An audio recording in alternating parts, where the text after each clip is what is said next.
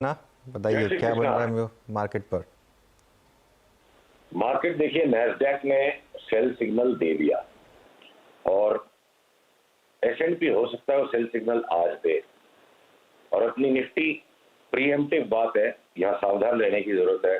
हो सकता है एक दो दिन में निफ्टी में भी आ जाए, और नहीं आएगा तो फिर दोबारा आगे तेजी चलाएंगे। तो हमने लास्ट वीक जो अनुज अपने सारे क्लाइंट्स को सलाह दी थी, 100 रुपए का नया माल लेने के पहले आप 100 रुपए का पहले माल बेचो। हम नेट नेट लॉन्ग ही है, सेम पोजीशन मेंटेन है।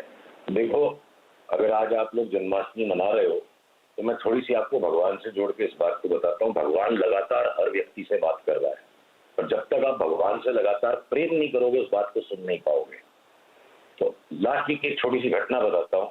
हमारे दफ्तर पर बार बार एक महिला का फोन आ रहा था मध्य प्रदेश से। एलआईसी से उन्हें अपने पति के गुजरने पे 10 लाख मिले हैं और उन्हें हमारी सर्विसेज लेके मार्केट में ट्रेडिंग करनी थी। समझा समझा के थक गए, ये प्रोडक्ट आपके लिए सूटेबल नहीं है।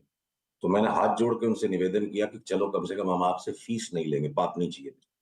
पर अपने क्लाइंट्स को मैंने क्या बोला कि जब एलआईसी से मिले पैसे पे एक लाचार मजबूर गरीब व्यक्ति को भी शेयर बाजार में सट्टा खेलना है, तो इससे ज्यादा डेंजरसली स्ट्रॉन्ग सेंटीमेंट हो नहीं सकता है। हमें 100 रुपए के नए शेयर लेंगे तो पहले 100 के बेचे।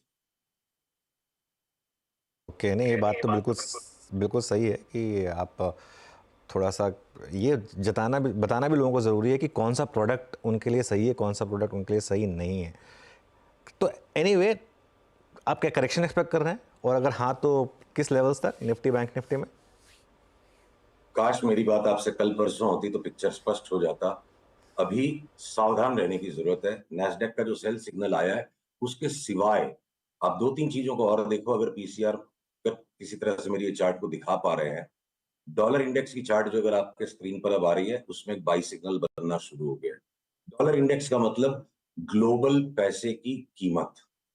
और अगर मैं इंटरेस्ट रेट्स की बात करूं जिसको लेके सारी दुनिया बुलिश हो रही है, अगर पीसीआर इस चार्ट को दिखा पा रहे हैं तो पावेल साहब की खासियत है, वो क्लियर बातों को कम करते हैं, कंफ्यूज ज्यादा करते हैं। जो वो कहते हैं अक्सर उससे कुछ और हो जाता है। अक्सर इंटरेस्ट रेट्स की चार्ट चीख चीख के कह रही है कि उसको शूट अप करना है। कौन सी नई घटना संसार में बनेगी जिससे फेड को एक्चुअल में अपनी बात को बदलना पड़ेगा, मुझे नहीं पता। मैं चार्ट को लेके चलूंगा। अगर भारत के 14 करोड़ लोग मार्केट में हैं या संसार में 100 करोड़ लोग मार्केट में हैं, तो भगवान की दी 100 करोड़ लोगों की ताकत की जो इच्छा है मैं उसको सुनूंगा। मैं पावेल साहब की इच्छा को नहीं सुनूंगा। इंटरेस्ट रेट्स अगर बढ़ेंगे, कॉस्ट ऑफ मनी बढ़ जाएगा।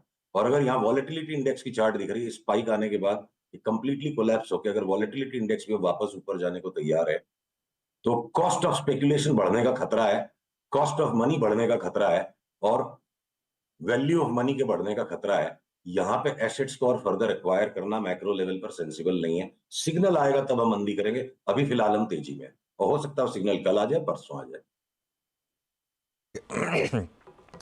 स्टॉक स्पेसिफिक इस समय ओपन फील्ड आपके लिए सुशील, कौन से स्टॉक्स अच्छे लग रहे हैं इस समय? ये 10 दिन के लिए तो बिल्कुल हम सहमे हुए हैं। पर अगर लॉन्गर टर्म होराइजन पर अगर हम बात करते हैं तो मीडिया एंड एंटरटेनमेंट के स्टॉक्स में से 100 शेयर भी बेचेंगे नहीं, चाहे मार्केट में ओवरऑल 10% करेक्शन आ जाए। हम केमिकल्स के भी 10% शेयर बेचेंगे नहीं। तो ये जो को हमको पकड़ के रखना है। और बाकी की जो ट्रेडिंग अपॉर्चुनिटीज, यहाँ बुक प्रॉफिट करना। अब आपसे एम्फेसिस बीएफएल पे मल्टी बैगर कॉल की बात हुई थी। एक चरण उसका बहुत मोटी रिटर्न हमें दे गया बहुत छोटे पीरियड में।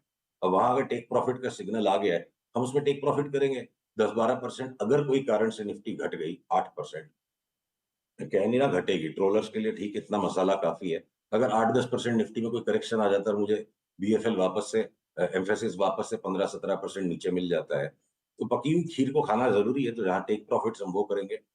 और एज ऑफ नाउ अडानी के जो स्टॉक्स के चार्ट पैटर्न्स हैं, निफ्टी भले एक बार भारी लग रही है, लैगार्ड्स हैं। हो सकता है अडानी के स्टॉक्स अगले 3-4 दिन बैटिंग कर जाए, बाई सिग्नल आएगा तो हम लेंगे। पर अगर कल कोई सेल सिग्नल आ गया तो जो जी में आए मेटल्स में शॉर्ट कर दो, जो जी में आए ऑटोज में शॉर्ट कर दो, आईटी के स्टॉक्स में भी जो जी में आए शॉर्ट कर दो। तो शॉर्ट करने की तैयारी वाली चार्ट ज्यादा है। बी ग्रुप के स्टॉक्स में 1 महीने के या 3 महीने के या 6 महीने के अंतराल में अभी भी बहुत सारे बाई पैटर्न्स हैं। तो हम अलग अलग पैटर्न्स को अलग अलग हिसाब से काम करेंगे। लार्ज कैप्स और निफ्टी बैंक निफ्टी की ट्रेडिंग अलग है। बैंक निफ्टी अगर भारी भी लगती है तो मैं पब्लिक सेक्टर यूनिट्स, एसबीआई को छोड़ के पब्लिक सेक्टर बैंक्स के शेयर्स को शॉर्ट नहीं करूंगा। मैं स्मॉल फाइनेंस बैंक्स को पकड़ के रखूंगा। तो मार्केट बिल्कुल अलग अलग दिशाओं में चल रहा है। इंडेक्स अपना काम कर रही है, लार्ज कैप्स अपना काम कर रहे हैं, स्मॉल कैप्स अपना काम कर रहे हैं, और अलग अलग टाइम फ्रेम पे अलग अलग घटनाएं हो। ओके सुशील जी, एक और चीज़, क्रूड की ट्रेजेक्ट्री क्या लग रही है आपको, मतलब नियर टर्म में, और ऐसे में आप ओएनजीसी पर और ओएमसीज पर, बीपीसीएल, एचपीसीएल, आईओसी पे क्या कर रहे हैं इस वक्त? पीसीआर इस चार्ट को दिखा पा रहा है। लास्ट 2-3 दिन पहले हमने क्रूड पे सावधानी करी थी कि हम एक बार वापस 84 की तरफ जा रहे हैं। 3 दिन में तगड़ा स्पाइक आया है। थोड़ा सा यहाँ अगर रेस्ट कर भी ले, एक बार इसको 84-85 तक जाना है। ये है शॉर्ट टर्म का पिक्चर।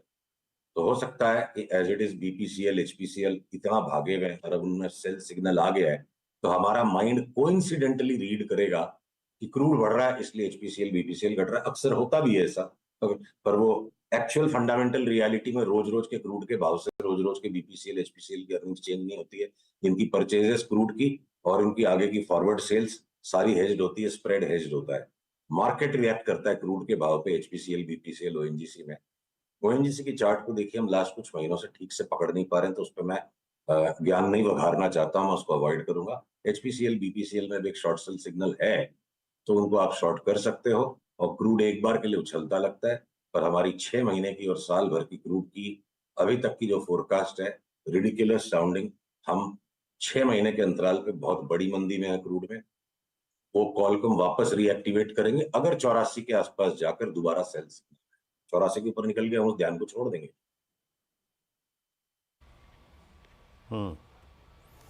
अच्छा, जो आपने बात कही अभी कुछ देर पहले कि ऑटो में जहां मर्जी बेचिए, लेकिन आपके सबसे प्रेफर्ड स्पेस में, मतलब इसी स्पेस में प्रेफर्ड शॉर्ट्स क्या हैं? टाटा मोटर्स को आप देखिए सुशील जी, जून जुलाई अगस्त सितंबर, मतलब अगस्त तक जूझ रहा है स्टॉक। 1090 पे 1100 पे जो सप्लाई आ रही है उसको एब्जॉर्ब भी नहीं कर पा रहा है। आपके पसंदीदा शॉर्ट ऑटो में है कहाँ इस वक्त? ये पसंदीदा कुछ नहीं होता है ट्रेडिंग करने में।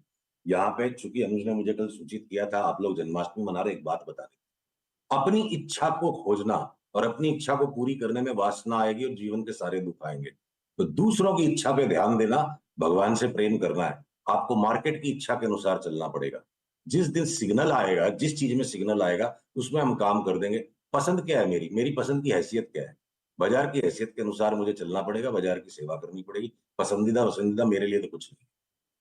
तो अगर हीरो मोटो कॉर्प में सेल सिग्नल आएगा उसको बेच देंगे, टाटा मोटर्स में आएगा उसको बेच देंगे, जिसमें सिग्नल आएगा उसको बेच देंगे। जो तुमको हो पसंद वही बात करेंगे, मार्केट को जो पसंद होगा वही करेंगे। मेरी पसंद की क्या हैसियत है? तो मार्केट को इस समय क्या पसंद है? शॉर्टिंग आइडियाज़ तो हो गए, कुछ लॉन्ग आइडियाज़ भी डिस्कस कर लेते हैं, क्योंकि अगर मार्केट चला और मिड कैप स्मॉल कैप चले तो कहीं तो लॉन्ग बनेंगे। जो हमारे नॉन लॉन्ग्स है उसके सिवा हमने और कुछ भी, एक बार 2-3 दिन के लिए सारी चीजों को सस्पेंड करने का इरादा किया। टेस्टी बाइट्स उसको पकड़ के रखेंगे, एंजल ब्रोकिंग को पकड़ के रखेंगे। ईज माई ट्रिप में कोई बाई सिग्नल अगर आ गया तो हम ले लेंगे। अडानी के स्टॉक्स को पकड़ के रखेंगे। केमिकल्स के 100 शेयर बेचने नहीं है। मीडिया और एंटरटेनमेंट के 100 शेयर बेचने नहीं है। और ट्रेडिंग होराइजन के ऊपर में ऑटो, अब एफएमसीजी में भी एक एक करके टेक प्रॉफिट्स बनना शुरू हो गए। Short selling is too aggressive in them. Auto, metals और आईटी, इनमें जहां सेल सिग्नल आएगा शॉर्ट करेंगे। तो बाजार के अंदर भी बहुत सिलेक्टिव काम है, और एक बार अगले 2-3 दिन के लिए थोड़ी सी सांस को रोक के सिग्नल को देखना चाहिए। जो ग्लोबल मार्केट्स का पिक्चर है, डॉलर इंडेक्स वापस जोर से उछलने को तैयार है, क्रूड बढ़ रहा है, आपकी वॉलेटिलिटी इंडेक्स खतरनाक जंक्चर पर है, और इंटरेस्ट रेट्स में बहुत बड़ा धोखा होने की संभावना है। हम सब की इच्छा है हम अपनी बुद्धि के अनुसार चले, पावेल साहब हमारी बुद्धि को भ्रष्ट कर देते हैं। मार्केट की चार्ट बोल रही है इंटरेस्ट रेट्स बढ़ेंगी, तो मैं सिग्नल का वेट कर रहा हूं। ये समय, आज का दिन अनुज, मेरे लिए अनुचित होगा कि मैं प्री एम्प्टिवली कोई शॉर्ट सेल सिग्नल्स दे दूं। हम इंतजार में बैठे हैं, हो सकता है 2-3 दिन में सिग्नल्स आ गए ग्लोबली और लोकली, तब हम शॉर्ट करेंगे। ओके, चलिए सुशील जी, बहुत बहुत शुक्रिया आज हमारे साथ जुड़ने के लिए, और आपको फिर से एक बार जन्माष्टमी की बहुत बहुत बधाइयाँ। चलिए अब एक काम करते हैं।